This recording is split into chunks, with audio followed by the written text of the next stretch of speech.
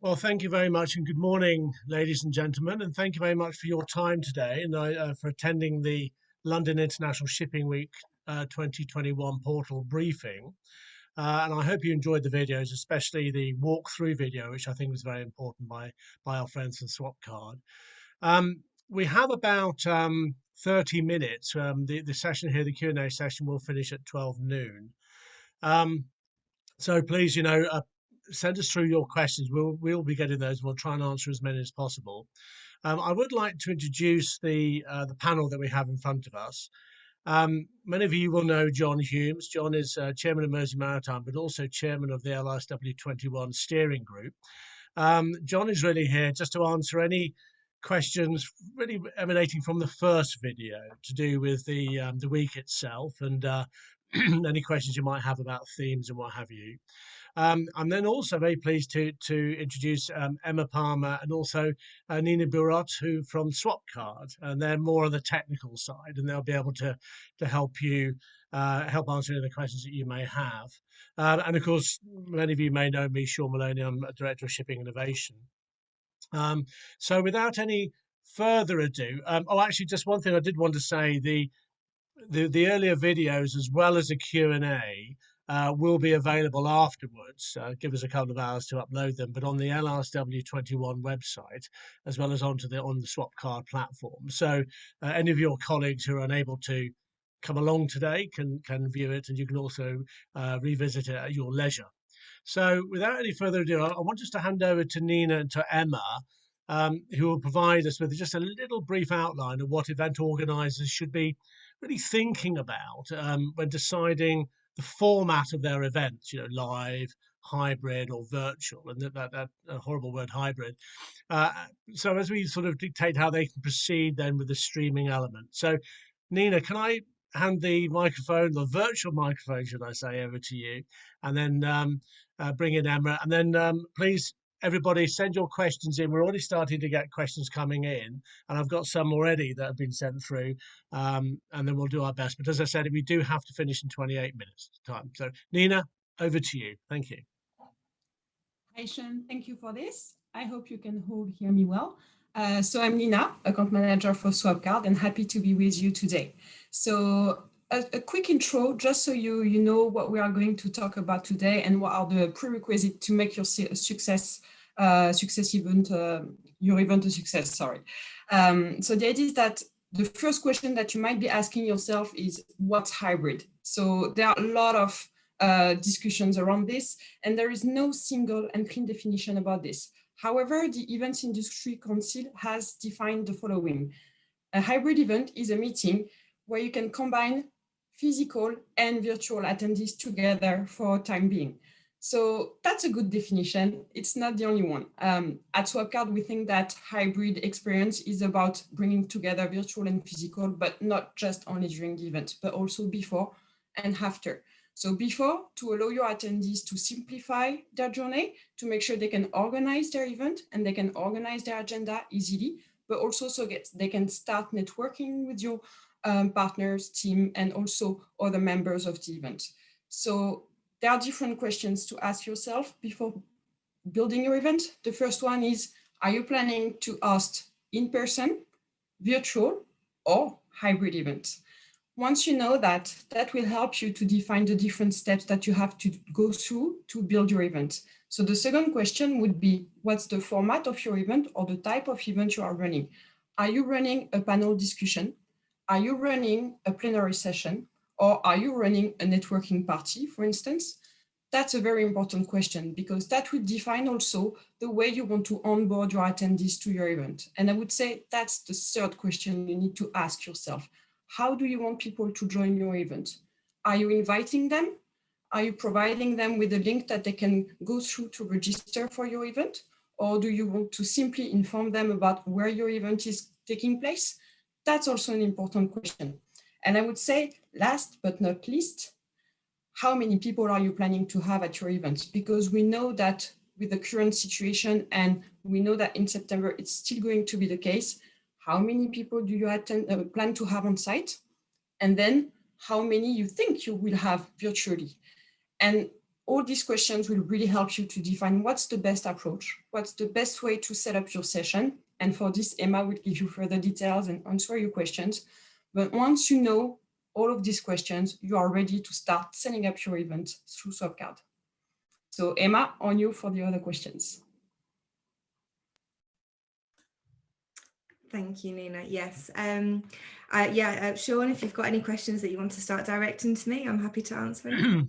Yeah, so I mean, I think Emma, a good one to start, and this is one that has come through to me in speaking to people who are looking to set up their events. What is the difference between a portal and a conference platform where they may well be using, whether that's WebEx or a Zoom or a Ring Central or Teams or whatever? What is the difference, and how do they all fit in? So what we're offering all the sponsors is essentially their own totally branded event page where everything is kept all together and nicely. So the best way that we like to describe the Swapcard platform is thinking of it as the venue for the event. So that is where everyone will be able to see the speakers, their biographies, see the other attendees that are there, even start networking between the other attendees. And also host the actual session. So if it is going to be virtual or hybrid, this is where you can host the session that is streaming. So this can either be pre-recorded or totally live if you wanted to. You can even stream a pre-recorded video that you've done as it is live as well. So you do have these options to maybe think about. But essentially, we are hosting the stream. So we aren't the Zoom, we aren't, any kind of WebEx or anything like that. You just need to simply input that ID into our platform and we're the window for it. So it's everyone can see the stream in the entirely branded page for you. So it's all interactive with all the other, I use Zoom a lot or Ring Central, so to be able to do it. I'm going to bring John in actually before I then sort of bombard us all with technical questions. And John, I mean, I think that you said a very, very pertinent point in your video address there, where you said, it's going to be great to see people face to face and in person, and certainly the mood in the country is moving that way. I think the idea of the portal and the strength of it is that it is going to open up LISW to a wider international audience, an international audience that doesn't need to come into London, and that can actually attend the event, and indeed even supporting organisations and sponsors who we're talking to today can hold virtual events that can have an outreach even further than would normally be possible in past LISWs. How important do you see the portal being in that, John? The portal is a game changer. There's a lot of people will not be able to travel into London, but will still be able to see what is actually going on during London International Shipping Week. But there's also a huge audience out there of people who would not normally come to London International Shipping Week. There's lots of businesses which might send 1 or 2 delegates to London in a normal LISW year. What the portal does is it opens up to everybody else in the company, all the other, so it just gives such scope to reach a far wider audience. Yeah, I think that's a fair point, because I think we all go to other events around the world, and I mean we select the sort of staff members who can go, and there's normally about 4 or 5 who should go but maybe have to stay back in the office. This way they can come to London International Shipping Week. Coming on to Nina and to Emma, how many events can be held on the system? Because I think in 2019 we had 200 to 240 events, and of course there's going to be, I'll come on to the in-person element in a minute, but how many events can be held on there for people to come in and visit and register for? So there's not really any definite or limit really.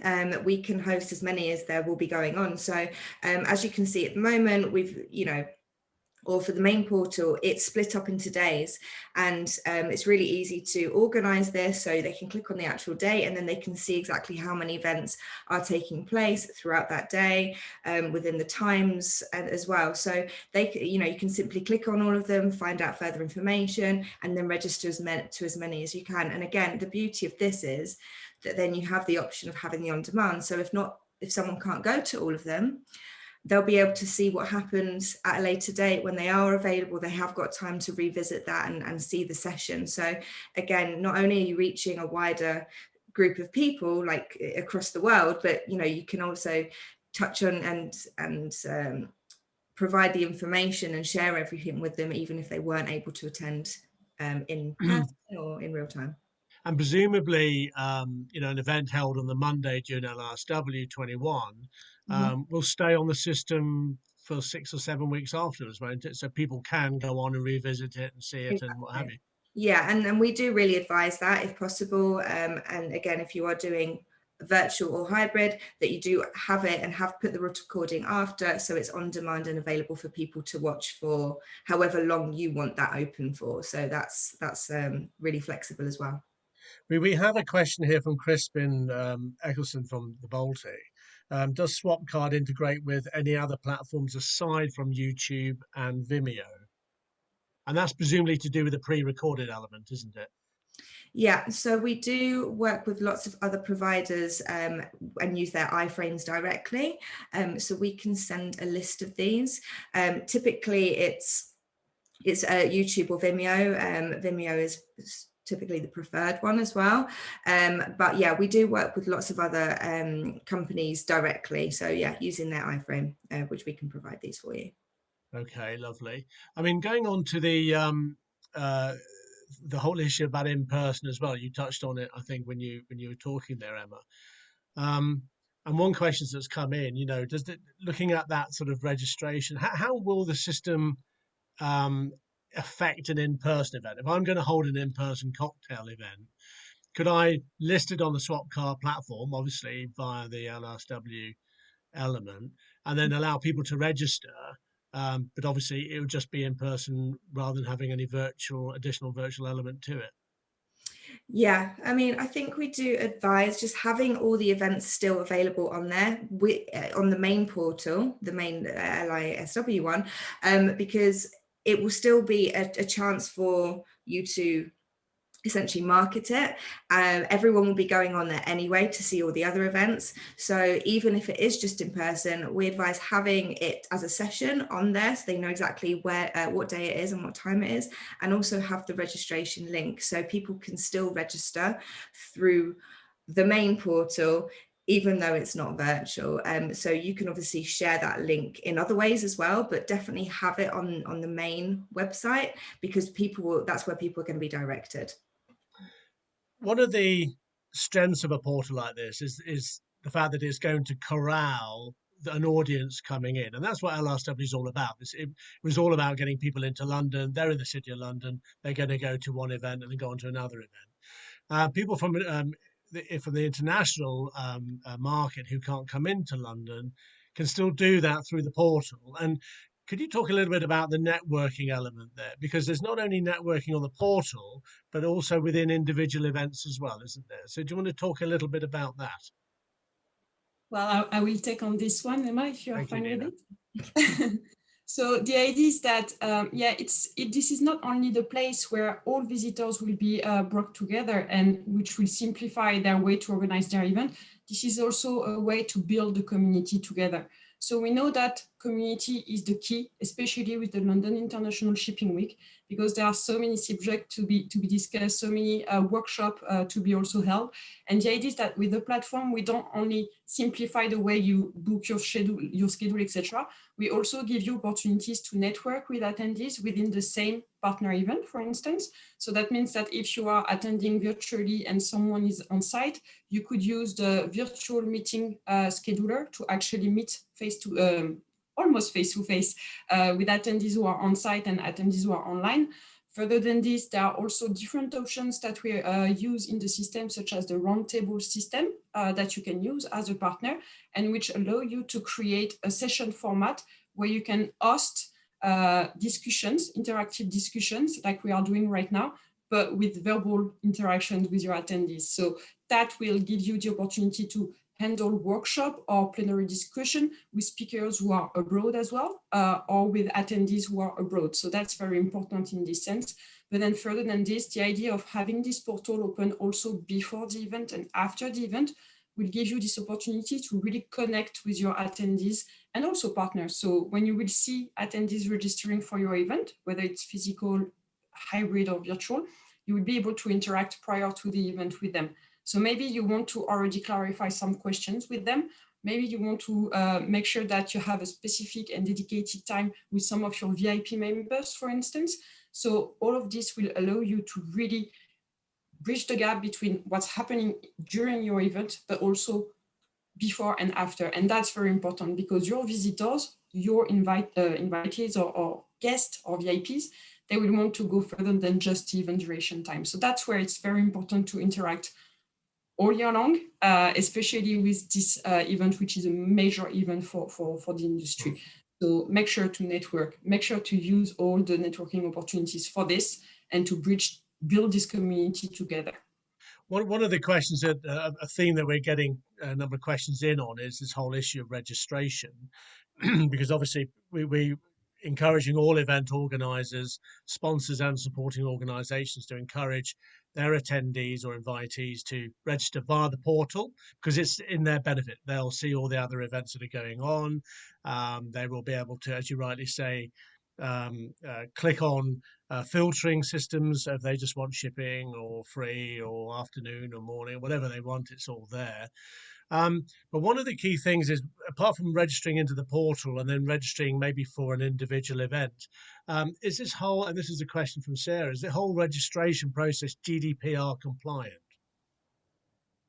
So in terms of GDPR, what we always suggest is that you include like a clause or something, just to inform them that you will be using the information that they are providing on the registration form for building or pre-creating a profile within the Swapcard platform.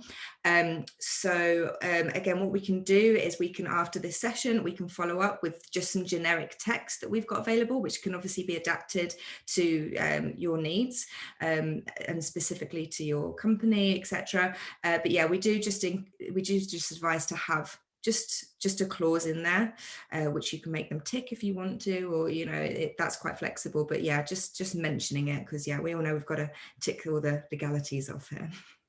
Now, over the last year and a half ago, should I say, I'd never heard of Zoom, and I'd certainly never invite anybody to come in on a virtual or a video conference. I'd pick up the phone or go up on the train to London or fly out to Singapore. But now we're sort of doing it. And looking at your excellent demonstration, I know myself I'd have to go back and look at it again because there's quite a lot involved and what have you.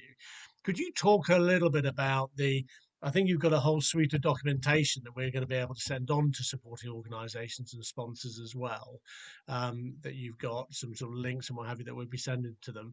And could you also talk a little bit about that, Emma, if you can? Could you also talk a little bit about what technical support they can get when they're putting their events together or whatever, because it is a new system for some people.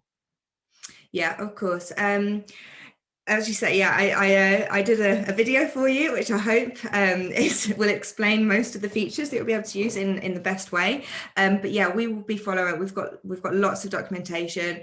We've got frequently asked question page as well that has most things that you probably need to know about.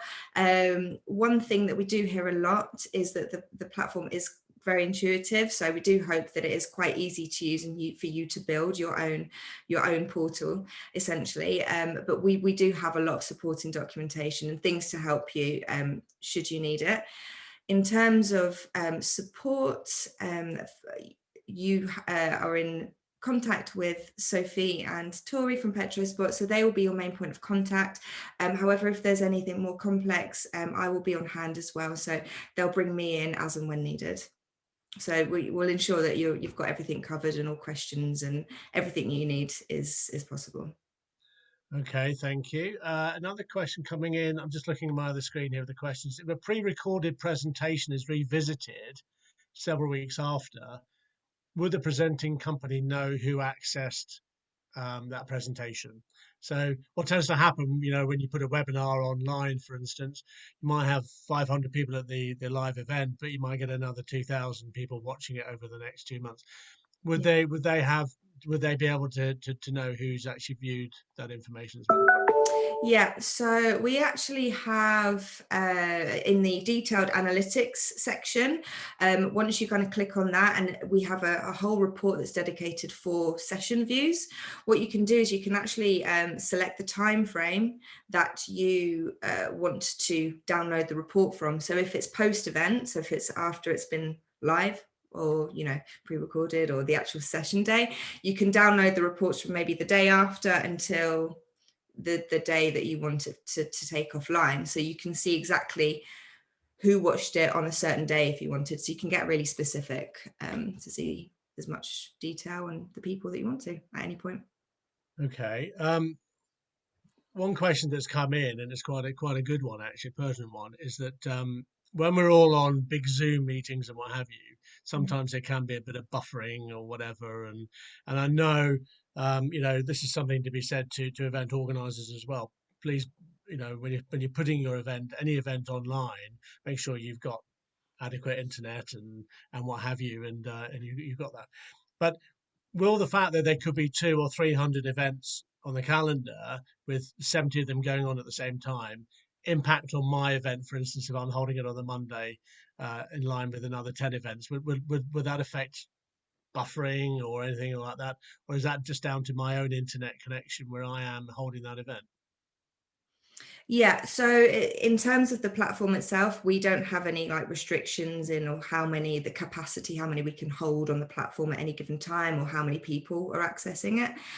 That's not impacted at all. As you mentioned, one of the things about virtual and obviously moving into the hybrid is we are relying on people's own internet. So you can try and inform your attendees beforehand, give them a minimum bandwidth that they do need in order to get the best experience. But in terms of the actual platform itself, that's not impacted at all with the a number of people or events taking place at the same time. And Nina, I'll hand over to you. No. Another suggestion that we have when you organize a virtual event, you need to run testing. You can't just ask your speakers or your team to pop in on the day of the event and see if it's working. You need to allow yourself some time prior to the event. So either 2 hours before the session or even the week before, just make sure that you run safe check with your speakers, so you can test their video, you can test their network. You just make sure that you are exactly in the same condition as the session, the live session. And then that will allow you to anticipate all the issues that you could face.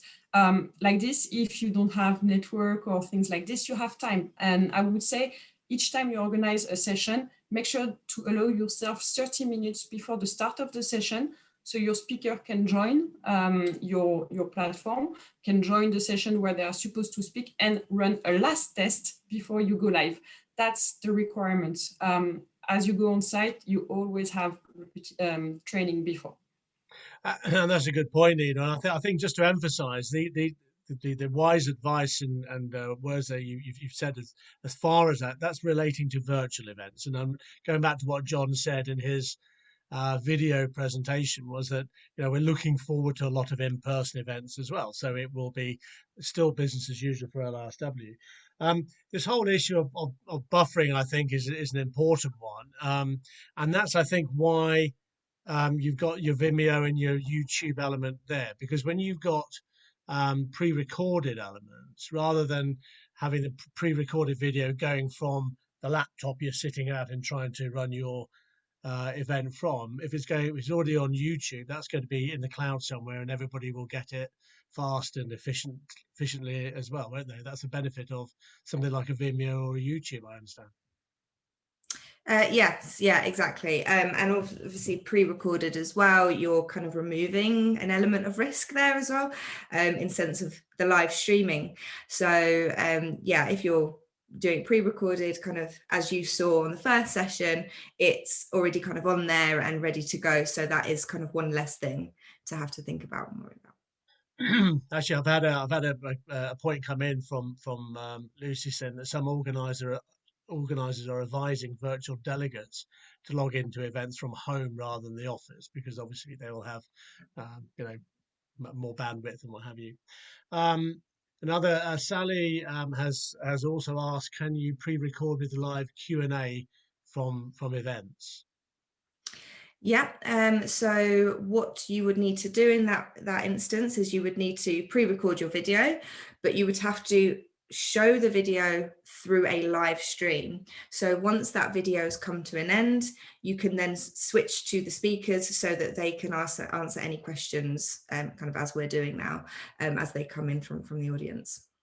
Okay, John, we've got about 3 or 4 minutes left. Do you have any sort of words of wisdom that you'd like to impart? I mean, we've, you know, this is an exciting time for LISW, but certainly, you know, we wanted to create and utilize a system that was, you know, was also of the quality that we expected, really, with something like LISW. Do you have any few words you just want to say to those listening today and those who will be downloading the presentations later? There is a really good team behind London International Shipping Week. There's experts in many fields who've been putting the events together. We've also had to bring in new partners this time, again, to give the expertise to try and ensure that LISW in September is a successful event. If you have any questions, just get in contact with the LISW team. If we don't have the answers, we probably will know the people who will have the answers. Yeah, that's a good point there, John. And I think it's just, you know, send an email to events@shippinginnovation.com, and you know, contact details are on the website as well. Sponsors and supporting organisations will, over the next couple of days, also receive a very, very comprehensive briefing pack, which will not only touch on the portal, and we'll be directing you onto the website really to access documentation, what have you, because otherwise you know, these things are, good thing about it being online, it's updatable all the time. But the briefing document as well will have a lot of information about the themes, about who's on the steering group, the board of advisors, the individual working groups, and a lot of information there. But we're there, you know, at your disposal to you know, answer any of your questions, and we want to make sure this is as even more of a success as it was in 2019. So just a closing comment, please start getting your events onto the LISW calendar. They'll be then moved over onto the Swapcard. There is a time frame that you saw at the end of the video. Let's get the events on there. And then we can start moving ahead. The calendar is starting to fill up, so we can all look forward to that. But I think really, without any further ado, I'd like to thank Nina, Emma, and John today, as well as Sophie and Tori, for all the hard work that they put in getting the system up and running. It is a big project. But it's going to ensure that we deliver an LISW of the highest quality. Again, look out for videos and recordings of these today's sessions, and we're here to answer any of your questions. But without any further ado, I think we're pretty much on time. Thank you very much indeed, and we're here to help in the future. Thank you very much. Thank you.